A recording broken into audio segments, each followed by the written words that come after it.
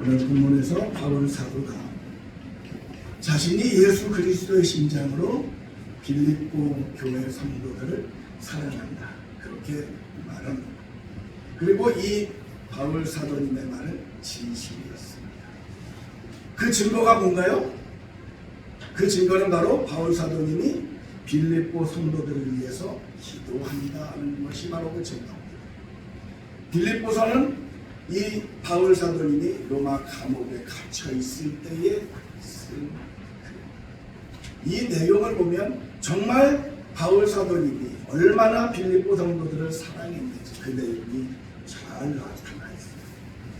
보통 우리가 누군가를 사랑한다면 거기에 나타나는 것들이 있죠. 뭐가 나타나요? 그에게 뭔가를 자꾸 주고 싶어집니다. 이왕이면 좋은 것을 주고 싶어 합니다. 그에게 유익이 되는 것을 주고 싶어집니다.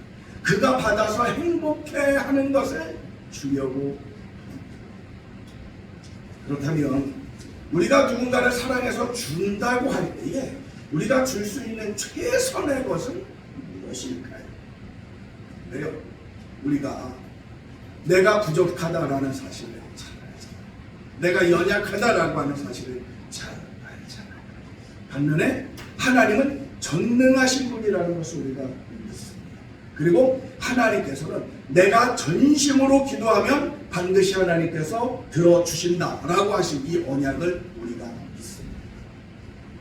그러므로 우리가 사랑하는 사람들에게 내가 무엇인가를 준다라기보다는 하나님께서 주시기를 기도하는 것이 더욱 그에게 유익하다라고 하는 것을 우리는 알게 됩니다. 물론 이 말은 나는 아무것도 안 하고 그 책임 뭐 이런 것들을 다 하나님 앞에 떠넘긴다 그런 것을 의미하지는 않습니다. 나도 최선의 것을 그에게 주지만 그러나 거기에서 그치지 않고 거기에 더해서 내가 할 수 없는 것들에 대해서 하나님의 축복이 임하기를 기도하는 것 그걸 말한다는 거예요. 그런 측면에서 보면 내가 누군가를 위해서 기도해 준다라고 하는 것은 가장 귀한 사랑의 고백이라고 할 수 있습니다. 우리가 그렇잖아요. 내가 좀 어려운 일을 만날 때 곤란한 일을 만날 때 그럴 때가 있어도 누군가 나를 위해서 기도해 주는 사람이 있다. 이 사실을 알게 되면 얼마나 큰 위로를 받고 얼마나 마음의 평화를 얻을 수 있겠습니까? 그래서 당신을 위해서 기도합니다.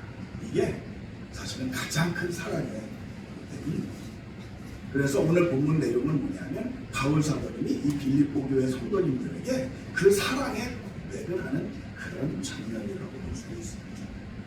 그리고 기도 제목을 보면 그 사람의 가치관이 어떤지 그 사람의 이상이 무엇인지를 알게 됩니다. 기도 내용을 보면 이 사람이 지금 바라는 것이 무엇인지 이 사람의 소원이 무엇인지 그가 무엇을 위해서 나아가는 사람인지를 알 수 있다는 말씀입니다.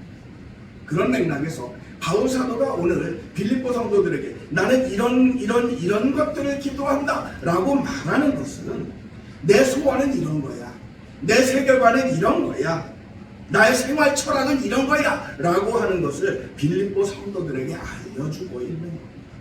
근데요 바울 사도님이 기도하면 그냥 조용히 기도하면 되지 왜 자기가 이 기도한다는 사실 그리고 기도의 내용까지 빌립보 성도들에게 다 일일이 이야기하는 걸까요? 잘난 척하는 걸까요? 나 이 정도 해주고 있어 생색내는 걸까요? 그런 게 아니고요. 이렇게 기도한다라는 이야기를 하는 것은 이 빌립보에 있는 성도님들도 그런 같은 내용으로 기도하기를 바라는 마음 때문에 그렇습니다. 나의 기도 제목이 이런 거야. 이런 기도 제목으로 나 이렇게 기도하고 있어. 그러니까 너희도 이렇게 기도했으면 좋겠어 라고 하는 그런 바람이라는 말씀입니다. 왜 그런 걸 가질까요? 빌립보 교회 성도들의 이 기도의 제목이 바울 사도님과 닮아진다라고 하는 것은 뭔가면 그의 신앙이 바울 사도를 닮아간다는 거고 그들의 인격도 바울 사도님만큼 성숙해 간다는 것을 의미하기 때문에 그렇습니다. 그래서 바울 사도님은 오늘 본문 9절 이하에서 빌립보 교인들을 위해서 기도 내용을 이야기하는데요. 그 내용을 간추려 보면 첫째는 사랑에 대해서 두 번째는 분별력에 대해서, 세 번째는 진실에 대해서, 네 번째는 의에 대해서 이야기를 합니다. 그리고 마지막 기도 제목은 뭔가 하면 이 모든 것이 합쳐져서 하나님께 영광과 찬송이 되게 합니다. 내가 잘 되는 것 맞아요. 네가 잘 되는 것 그것도 좋아요. 그런데 그것이 나와 그가 잘 되는 것 거기서 그치는 것이 아니고 이 모든 것이 합쳐져서 하나님께 기쁨이 되고 영광이 되기를 기도합니다. 바울 사도가 사랑하는 이들을 위해서 기도하는 첫째 내용은 그들이 사랑이 풍성한 사람들이 되기를 바라는 겁니다. 원문을 그대로 번역하면 그런 겁니다. 사랑이 성장하기를 위해서 기도하는 겁니다. 그들의 마음속에 예수님을 영접하는 순간 사랑이 이미 싹 텄어요. 근데 이게 겨자씨만한 걸로 그냥 그치는 것이 아니고 이게 싹이 나고 잎이 나고 꽃이 피고 큰 열매가 맺히고 거대한 나무가 되기를 바라는, 그렇게 사랑이 더 높아지고 더 넓어지고 더 깊어지고 질적으로 점점 더 커지기를 기도합니다.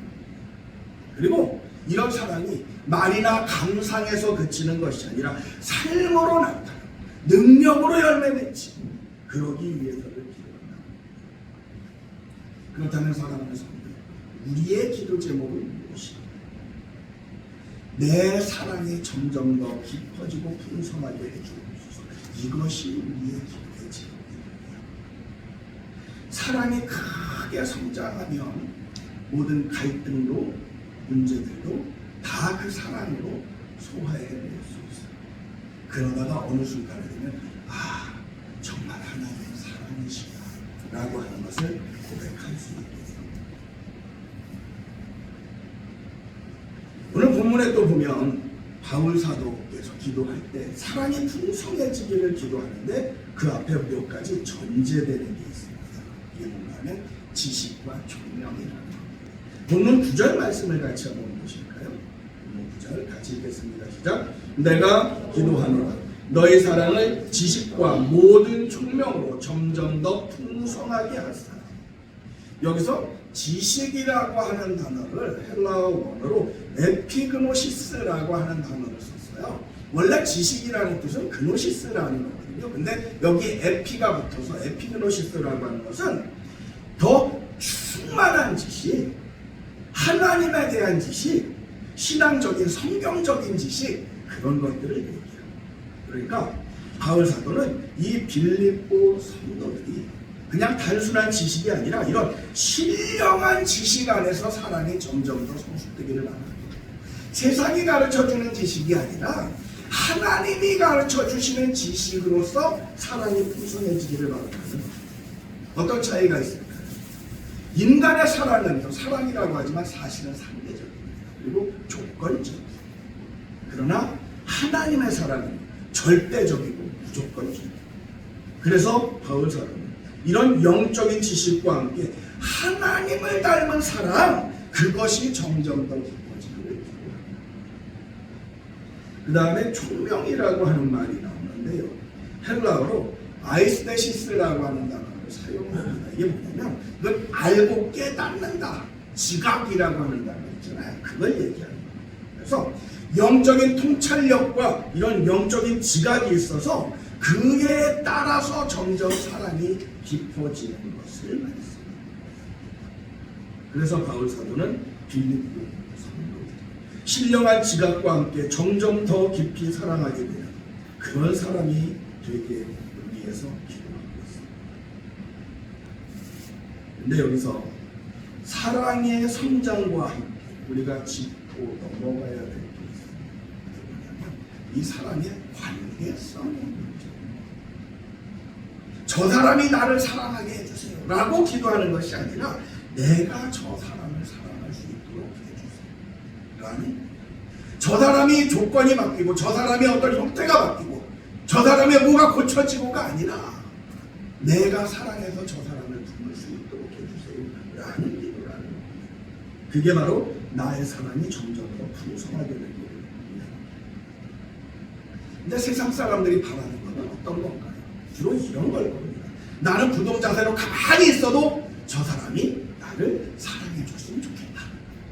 나는 저 사람에게 별로 주는 거 없어도 저 사람은 나에게 많은 걸 주고 선물도 주고 저 사람은 나에게 친절했고 그랬으면 좋겠다 라고 사람들은 사랑받기에. 그런데 바울 사도는 우리의 사랑이 풍성해져서 내가 먼저 다른 사람을 사랑할 수 있게 그렇게 기도하고 있습니다. 우리도 이런 기도를 했으면 좋겠습니다. 다른 사람 원망하지 말고 누구 탓하지 말고 하나님께서 신령한 지식과 함께 영적인 통찰력을 주십시오. 그래서 내 사랑이 더 풍성하게 해주십시오. 그래서 저 사람을 꼭 사랑하게 해주십시오.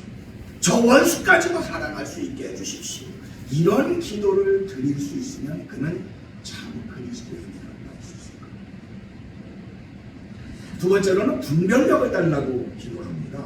이 분별력이라고 하는 단어는 헬라어로 이 도키마제라고 하는 단어를 쓰는데 뭐냐면 테스트한다라고 하는 뜻입니다. 쉽게 말해서 이게 위조지폐인가 아닌가 사람 눈으로는 잘 식별 안 돼요. 근데 기계에다 갖다 대면 착착착착 나온다는 거예요. 그리고 옛날에 제사장들이 이 재물이 하나님께 드리기에 합당한지 아닌지 이걸 다 조사를 했습니다. 그때 사용하는 단어.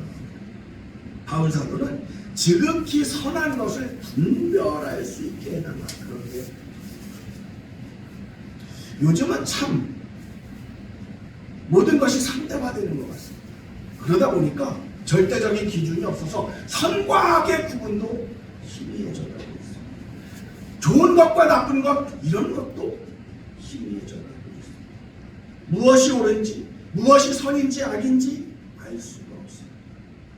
우리가 어느 순간에도 이것만은 정말 틀림없어. 이것을 위해서는 내가 목숨 걸 수 있어. 이런 절대선을 우리가 분간할 수 있으면 참 좋겠는데 우리가 그것을 알 수도 없고 할 수도 없고 그러면 어떻게 해야 그것을 알 수 있을까? 오늘 본문 요지는 그런 겁니다. 사랑이 풍성해져서 지극히 선한 것을 분별하게 되기를 바란다는, 다시 말하면 높은 수준으로 사랑을 하게 되면 거기에서 선한 것을 분별하는 지식이 생긴다는, 선한 것을 분별하는 지식은 사랑 가운데서 얻어집니다.